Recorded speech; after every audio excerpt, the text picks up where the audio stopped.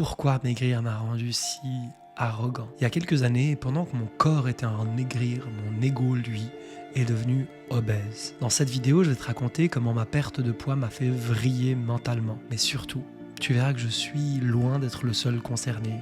Et peut-être que toi aussi. Sur cette chaîne YouTube, je passe mon temps à démontrer que les techniques pour perdre du poids sont inefficaces, absurdes et même dangereuses. Mais je me rends compte que je fais peut-être fausse route. Peut-être qu'en fait, la perte de poids n'est qu'un prétexte et qu'il y a quelque chose de plus profond qui se cache derrière et dont personne n'ose parler. Il est devenu de notoriété publique que les régimes ne fonctionnent pas. Pourtant, l'immense majorité des gens continuent d'en faire d'une façon ou d'une autre. Détox, rééquilibrage alimentaire ou jeûne. La foule raffole des trucs et astuces pour perdre du poids tout en sachant au fond que ça ne fonctionnera pas. Ça paraît absurde, n'est-ce pas? Mais alors, pourquoi continue-t-on ainsi? Et si, en fait, les régimes visaient un objectif secret complètement différent de celui de la perte de poids? Chapitre 1, la motivation initiale. Lorsque j'étais adolescent, j'étais en surpoids, je me sentais surtout très mal dans ma peau,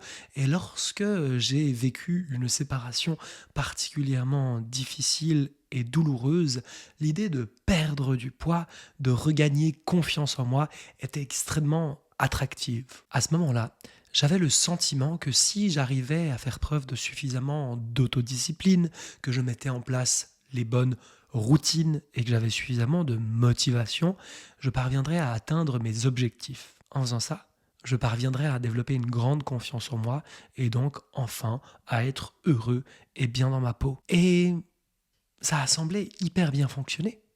J'ai atteint mes objectifs, je voyais ma silhouette se transformer dans le miroir et j'étais tellement fier de moi. Je me voyais jour après jour avancer dans la direction de mes objectifs et je vivais une sorte d'euphorie, d'ivresse de cette discipline, de ce contrôle et de cette transformation physique que j'étais en train de vivre. Chapitre 2. Le sentiment de supériorité. Ce rêve n'a pas duré très longtemps et j'ai dû faire face à la réalité. J'étais complètement à côté de la plaque. En fait, j'étais en train de sombrer dans un délire égotique très éloigné de toute forme d'amour de moi. J'étais plutôt dans une forme de détestation profonde de qui j'avais été et surtout d'une forme de médiocrité et de laideur que je trouvais si terrible et dont j'essayais de m'extraire. Ce que je considérais comme étant de la confiance en soi ou de l'amour pour soi était simplement un sentiment de supériorité que je cachais secrètement et sournoisement. Je commençais à juger les gens autour de moi qui mangeaient des aliments transformés. J'avais le sentiment d'atteindre une espèce de pureté, de supériorité. J'avais l'impression de commencer à appartenir à un groupe particulièrement au-dessus, un groupe fort, puissant, un groupe de personnes ultra développées. J'avais l'impression que tous les autres étaient dans une forme de médiocrité que je détestais profondément. En réalité, cette médiocrité que je jugeais et voyais chez les autres était simplement le reflet du propre jugement de médiocrité que j'avais posé sur la personne que j'avais été et que j'étais. En fait, j'avais développé de l'arrogance vis-à-vis des autres secrètement, mais surtout, j'avais développé cette arrogance vis-à-vis de moi-même et je m'étais intimement glorifié et persuadé d'être devenu une meilleure version de moi-même. Ce qui, de mon regard aujourd'hui, paraît plutôt risible et absurde, puisque la seule chose que j'étais en train de faire, c'était me priver de nourriture, m'affamer, me faire du mal. Il n'y avait là rien de beau ni de glorieux. Je n'avais rien réussi, je n'avais rien transformé. J'avais simplement investi beaucoup d'énergie, de temps et d'argent dans une guerre que j'avais livrée envers mon corps. Et cette guerre, je m'apprêtais à la perdre. Chapitre 3. La nostalgie de la minceur. Je vais pas refaire toute l'histoire ici, mais comme je l'ai raconté dans une autre de mes vidéos, j'ai mangé 7000 calories et voilà ce qui est arrivé. J'ai fini par arrêter de m'affamer et me libérer du cercle vicieux dans lequel je m'étais mis moi-même. J'ai fini par arrêter de m'affamer et me libérer du cercle vicieux toxique de restriction et de compulsion dans lequel je m'étais moi-même mis. À ce moment-là, ma plus grande peur, c'était encore de grossir et de prendre du poids. Et lorsque c'est arrivé, ça a été absolument terrible parce que je voyais toutes mes réussites et toute la gloire que j'avais cru acquérir se dissoudre et se perdre face à mes yeux et dans le miroir. Mais paradoxalement, cette prise de poids m'a permis de voir ce que signifiait véritablement l'amour de soi. Ce n'était en tout cas pas de devenir une meilleure version de moi-même, de me rejeter, de me juger ou de faire preuve de violence vis-à-vis de mes besoins. En fait, l'amour de soi consistait simplement à accepter qui j'étais et comment mon corps était à ce moment-là.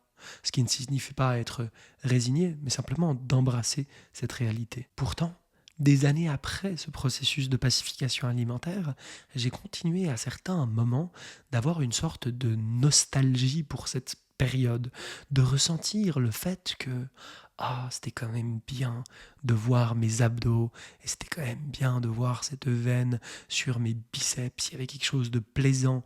Il y avait une sorte de nostalgie de la minceur. Et cette nostalgie de la minceur, c'est quelque chose que je retrouve pratiquement systématiquement chez toutes les personnes que j'accompagne. Je sais que ça fait complètement partie du processus et ça paraît absurde puisque à cette époque-là, j'étais malheureux, j'étais au fond du bac et la seule chose qui avait l'air bien, c'était mon reflet dans le miroir ou l'image que je pouvais prendre en photo. Mais tout le reste était un désastre. Alors pourquoi est-ce que j'avais cette nostalgie ? Cette idée de devenir une meilleure version de soi-même, une version plus pure, plus légère, plus propre, plus performante, plus positive, plus productive. Cette version de soi qui, disons-le, est abominable, est un échappatoire. De la même manière qu'on peut s'échapper dans des substances, qu'on peut s'échapper dans des addictions, en fait on peut s'échapper dans un moi idéalisé et je crois que c'est exactement ce que j'essayais de faire. C'était de m'endormir et de me shooter au développement personnel en m'imaginant que je serais enfin libéré de ma laideur et de ma médiocrité. Alors que la seule chose que j'avais besoin de faire, c'était de l'accepter. Chapitre numéro 4. Le secret des régimes. Il est l'heure que je vous livre mon hypothèse sur les régimes. En fait, peut-être que tout le monde a déjà compris que ça ne fonctionnait pas pour la perte de poids. Mais peut-être que ce que l'on cherche en faisant un régime, ce n'est pas vraiment à perdre du poids de façon durable, stable. Peut-être que ce que l'on cherche avec les régimes, la restriction, le contrôle, c'est simplement cette ivresse, cette euphorie que nous procure le fait de nourrir notre ego tout en affamant notre corps. On aime cette autodiscipline et cette manière de se dépasser parce que ça nous donne un sentiment de pouvoir, ça nous donne un sentiment de supériorité, ça nous donne un sentiment sociologique d'appartenir à une élite. En soi, il n'y a strictement rien de mal à rechercher ce sentiment de supériorité, de pouvoir. D'ailleurs, les grands philosophes nous en parlent, par exemple Nietzsche, lorsqu'il nous parle de sa notion de la volonté de puissance, qu'est-ce qui nous mobilise, ou alors Spinoza qui nous parle du conatus et de cette énergie vitale qu'on va mobiliser. Ça n'est absolument pas un problème, c'est même quelque chose de parfaitement utile. Peut-être simplement que d'investir notre énergie vitale et notre volonté de puissance sur le poids que l'on pèsera, c'est-à-dire sur le chiffre qui s'affiche sur une balance qui n'est là que pour indiquer la pression entre le noyau terrestre et la masse de notre corps, peut-être que cette quête-là, elle est absurde, peut-être qu'elle n'a pas de sens, et peut-être que ce dont on a le plus faim, c'est justement de sens. Et peut-être que ce sens, on pourrait le trouver par le fait de suivre nos rêves, de suivre nos inclinations, d'aller vers nos valeurs et de matérialiser dans notre vie quotidienne ce qu'on a envie de voir advenir plutôt que de chercher à éliminer sur notre corps toute forme d'imperfection ou de laideur. Parce que c'est une quête qui ne va nulle part, parce que c'est une quête qui nous amène à tourner autour de soi dans un malheur et un cercle vicieux perpétuel. Alors, si toi aussi, tu as envie d'arrêter de tourner en rond, si toi aussi tu veux te libérer de cette quête de la version supérieure et pure, si toi aussi tu veux pouvoir investir ton énergie sur des choses qui en valent véritablement la peine, sache que tu as encore la possibilité de réserver ton appel de bilan personnalisé offert. Concrètement, il s'agit d'un appel avec moi durant lequel on pourra faire le point sur ta situation. Si tu as envie de postuler pour cet appel, tu peux cliquer sur le lien qui s'affiche en description ou en commentaire épinglé. Si tu ne te sens pas encore prêt pour cet appel, je t'invite à t'abonner, activer la petite cloche pour être sûr de ne rater aucun des prochains épisodes. Si tu souhaites partager ta réflexion ou ton expérience autour de cette question, je t'invite à le faire dans l'espace commentaire et je te dis à la prochaine. Au revoir.